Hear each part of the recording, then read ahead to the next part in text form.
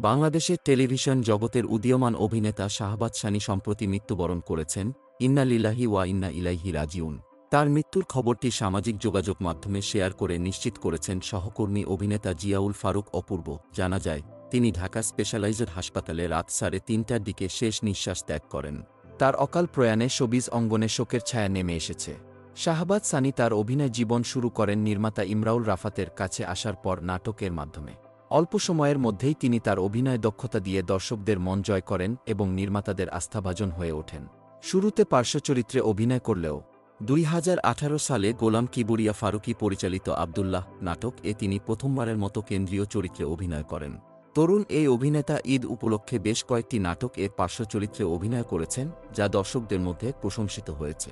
তার অভিনীত নাটকগুলো সামাজিক যোগাযোগ মাধ্যমে ইতিবাচক প্রতিক্রিয়া পেয়েছে। শাহবাজ সানির আকস্মিক মৃত্যুতে সহকর্মী, বন্ধু এবং ভক্তরা শোকাহত।